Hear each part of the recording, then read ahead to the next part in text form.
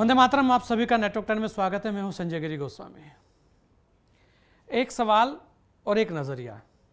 जी हाँ, सवाल यह है कि आखिर क्यों कोई भी चीज़ होती है तो आखिर क्यों, और उसके पीछे का नज़रिया क्या है, लोगों की सोच क्या है। जैसे कि हम बात करें, भारतीय प्रधानमंत्री नरेंद्र मोदी जी अपनी रूस की यात्रा से वापस लौट आए हैं। बड़ी महत्वपूर्ण यात्रा थी। इस यात्रा की चर्चा भी खूब हुई, और अगर हम देखें तो इस यात्रा की चर्चा देश में कम विदेशों में ज़्यादा रही। जो विदेशी मीडिया है उसका इस यात्रा पर जो एंगल था वो कुछ अलग ही था। बात भारत के प्रधानमंत्री की हो तो फिर विदेशी मीडिया का जो एंगल है वो कुछ ना कुछ, उनका जो नज़रिया है वो चेंज रहता है। अगर हम इस दौरे की बात करें तो आखिर उनके इस दौरे से क्या हासिल हुआ या क्या हासिल हो सकता है, इस तरीके के बहुत सारे सवाल भी हैं। और अगर हम देखें प्रधानमंत्री के आपसी सौहार्द, निवेश, व्यापार के तौर पर इस दौरे को अगर हम देखें तो उसके लिए क्या हो सकता है। लेकिन रूस में उनके जहाज के उतरने पर विश्व भर से अलग अलग तरह की प्रतिक्रियाएं हुई है। कहा जा सकता है कि मोदी की रूस यात्रा पर पूरी दुनिया का जो ध्यान है वो गया है। जाना भी था, क्योंकि वर्तमान में रूस और यूक्रेन युद्ध जो है वो किसी से छिपा नहीं है। ऐसे में भारत का रुख क्या रह सकता है, और भारत आखिर रूस गया तो गया क्यों, इस तरीके की भी बहुत सारी चीजें चल रही थी, तो ध्यान तो जाना ही था। अगर हम देखें, इस कार्यकाल के शुरू से ही रूस की यात्रा पर विचार विमर्श चलता रहा।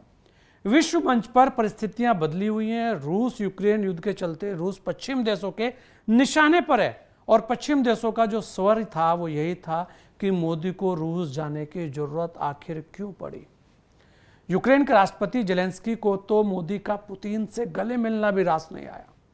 उधर मोदी की यात्रा से पहले रूस ने आधिकारिक टिप्पणी की थी कि पश्चिम को मोदी के रूस आने से ईर्ष्या होगी, मतलब जलन होगी। सवाल यह है कि आखिर मोदी रूस क्यों गए, इसके पीछे उन्होंने किन किन बातों को साधा, यह सबसे महत्वपूर्ण है।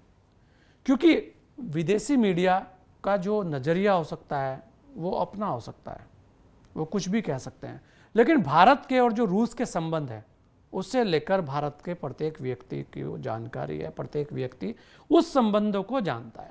अगर हम बात करें, रूस के साथ भरोसा जैसा जो शब्द है वो जुड़ा हुआ है। रूस ने बहुत सी कठिन परिस्थितियों में भारत का साथ दिया है। भारत ने हालांकि गुट निरपेक्ष नीति को अपनाया, लेकिन शीत युद्ध के दौर में भारत की निकटता रूस के साथ रही है। भारत और रूस का संबंध 77 साल पुराना है। रूस भले ही पश्चिम देशों के निशाने पर है, लेकिन भारत ऐसे समय में अपने पुराने विश्वस्त साथी के साथ भी खड़ा दिखा। यह है कि दोस्ती कैसे निभाई जाती है। इसका अर्थ यह नहीं है कि भारत ने रूस यूक्रेन के मामले में रूस का समर्थन किया है, बल्कि मोदी ने रूस पहुंचकर भी वही शब्द दोहराया कि युद्ध क्षेत्र में किसी चीज का भी समाधान नहीं होता। रूस ने भी मोदी की यात्रा को बहुत ही अहमियत दी। मोदी को रूस का सर्वोच्च सम्मान भी दिया गया। तो ऐसे कुछ पॉइंट्स हैं जो बताते हैं कि वास्तव में जो ये यात्रा हुई है आखिर क्यों हुई है। ऐसा नहीं है कि ये हमारा नज़रिया हो सकता है, आपका नज़रिया इससे अलग हो सकता है, क्योंकि राजनीतिक दलों के नज़रिए वैसे भी अलग रहते हैं, लोगों के नज़रिए भी अलग रहते हैं। तो आप भी अपनी राय इसमें दे सकते हैं। आप भी बता सकते हैं कि आखिर रूस से भारत को क्या फ़ायदा मिला। एक और बात है कि रूस यूक्रेन युद्ध के बाद के हालातों में रूस का झुकाव चीन के प्रति बढ़ा था। भारत इस स्थिति को अनदेखा नहीं कर सकता। रूस चीन के बढ़ते संबंधों को इस तौर पर भी देखा जा सकता है कि चीनी मीडिया ने भी मोदी की यात्रा पर उत्साह दिखाया। भारत इस स्थिति को समझता है कि रूस चीन का आपसी संबंध पाकिस्तान के साथ भी त्रिकोण बनाता है। ऐसे में भारत रूस से छिटक नहीं सकता। भारत ने कहीं ना कहीं अपनी चिंता जरूर जताई होगी कि पाकिस्तान भारत की जमीन आतंकी गतिविधियों को हर तरह से मदद करने का जो प्रयास करता है, उसमें कहीं ना कहीं चीन के साथ उसकी नज़दीकी पाकिस्तान का हौसला बढ़ाती है। वे भारत के रिश्तों को महसूस करते हुए कि रूस को किस ओर कदम बढ़ाने हैं, उस ओर अपने कदम बढ़ाए। निश्चित मोदी ने रूस को समझाने के प्रयास भी किए होंगे, और चीन के प्रति जो दिक्कतें हैं उनको समझने के लिए भी बोला होगा। इस तरीके के भी कयास हैं। भारत रूस का आर्थिक संबंध भी अपना महत्व रखता है। निश्चित ही द्विपक्षीय कारोबार, निवेश, उद्यम, तमाम क्षेत्रों में आपसी समझ और सहयोग बढ़ाने के लिए मोदी ने तीसरी पारी की शुरुआत में रूस की यात्रा की है।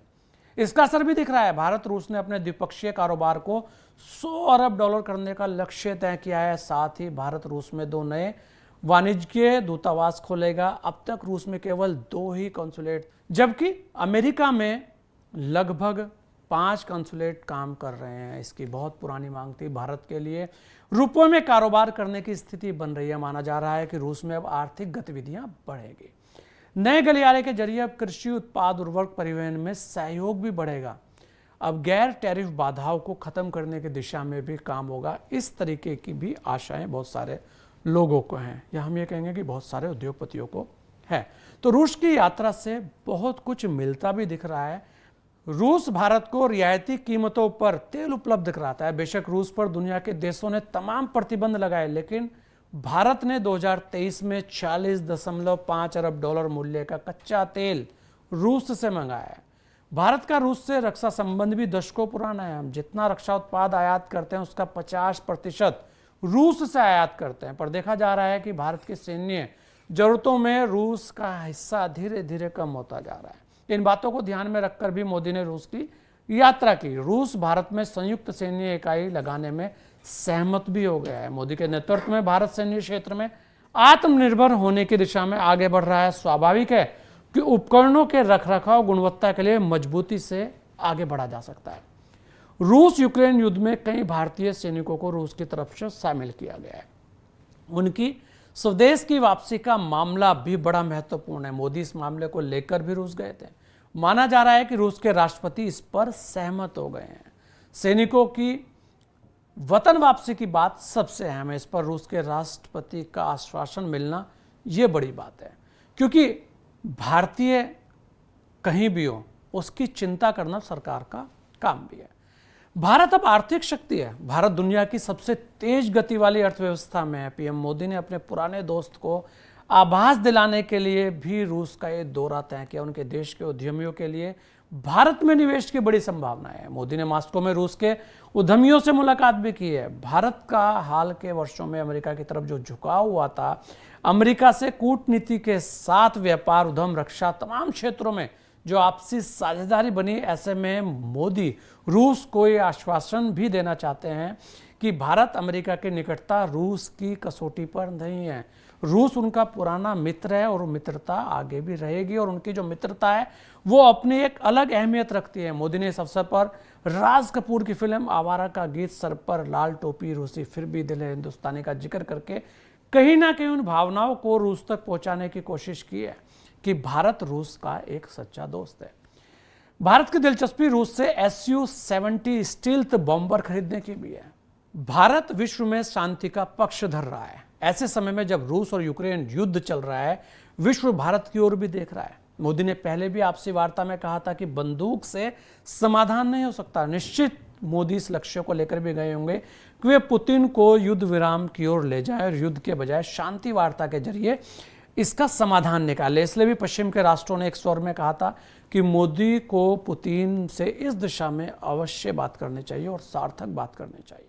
अगर हम देखें तो कारोबार के अलावा पर्यटन, ऊर्जा, संस्कृति तमाम क्षेत्र है जहां दोनों देश एक दूसरे के साथ आगे बढ़ सकते हैं।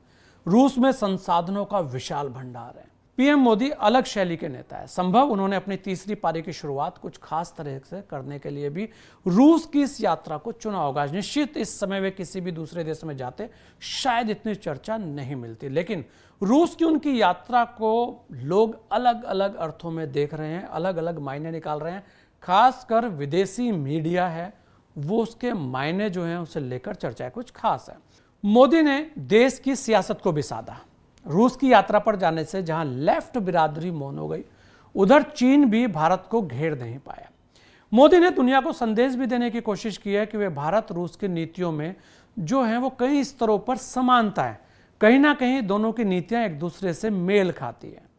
ये एक नजरिया है, ये भिन्न भी हो सकता है, आपका नजरिया अलग भी हो सकता है, लेकिन विदेशी मीडिया जो लगातार भारत को लेकर अपनी टिप्पणियां करती हैं, लगातार भारत के दौरों को देखती है, और खासकर जब भारत के प्रधानमंत्री रूस गए तो उनका जो नजरिया रहा है वो भी बड़ा अहम है। ऐसे में कि आखिर क्यों गए मोदी रूस, तो एक छोटा सा नजरिया था। इस नजरिए में किसी भी बात पर, किसी भी यात्रा पर, किसी भी घटना पर हर किसी का एक नजरिया अलग हो सकता है, लेकिन सवाल जो है कि आखिर क्यों, तो उस क्यों में कुछ ऐसे तथ्य हैं जिन्हें देखकर लगता है कि जो यात्रा थी वो अहम थी और उस यात्रा से भारत को बहुत कुछ मिल सकता है। तो ऐसे में आप भी अपनी राय हमें दीजिएगा कि इस यात्रा पर आपका नजरिया क्या है, आप क्या सोचते हैं, क्योंकि केवल हंगामा खड़ा करना किसी भी बात का समाधान नहीं है।